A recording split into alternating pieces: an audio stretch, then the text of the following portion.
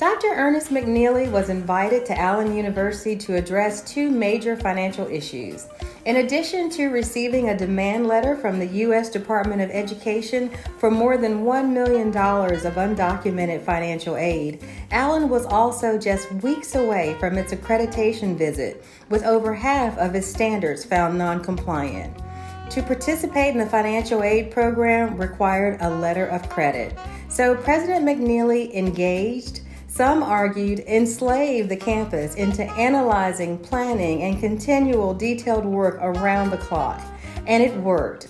Within 7 months, the two primary dragons breathing down Allen's neck were slain. The university could not only take a sigh of relief, but could now focus on other stabilizing activities.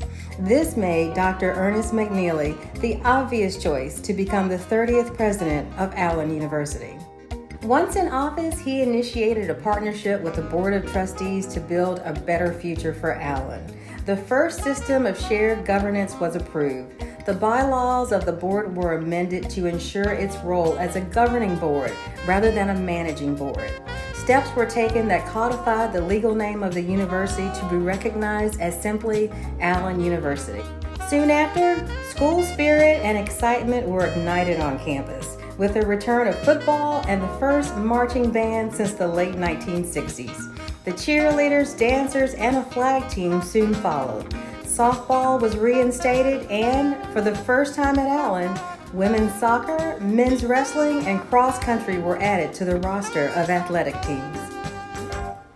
By breaking more than a few eggs, Dr. McNealey brought the masterful symphonic band and concert choir into collaboration for performances in notable arenas such as the Newberry Opera House and Mother Emanuel AME Church in Charleston.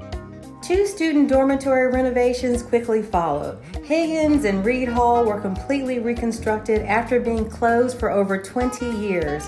Each dorm now has the capacity to comfortably house over 300 students. Dr. McNealey not only reimagined the academic curriculum, but completely recreated the aesthetics of the university.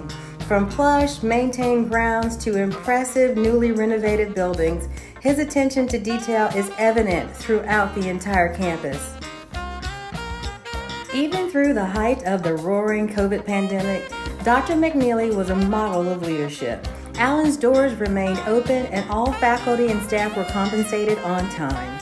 With the development of a healthy campus plan, Allen put several safety measures in place, including massive testing, and all students who returned home received brand new tablets and clear online learning instructions.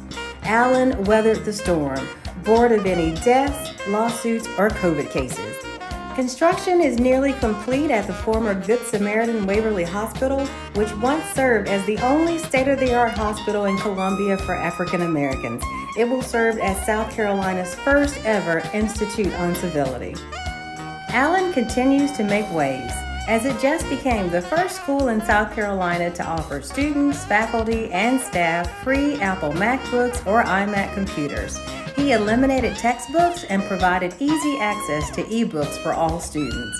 He also secured 24-hour access to telemedicine insurance with prescription drugs and emotional health benefits for students.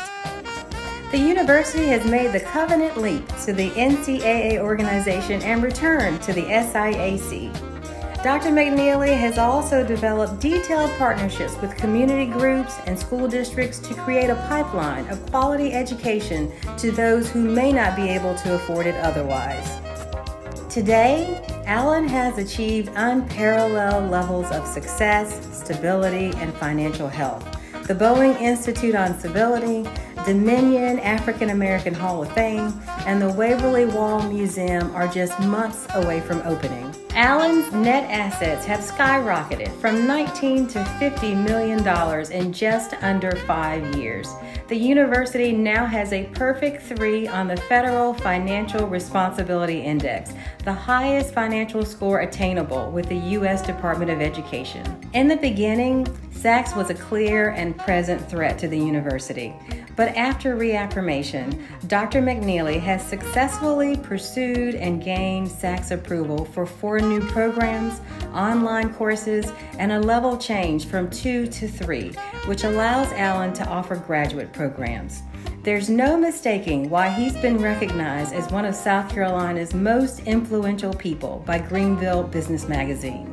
Alan is currently preparing for seminary accreditation with SACS and the Association of Theological Schools to soon offer a doctorate degree. Married to esteemed author Dr. Ernest McNealey and having raised 2 successful sons, President Dr. Ernest McNealey has transformed Alan into a gleaming work of art and has indeed delivered all that can be imagined, and then some.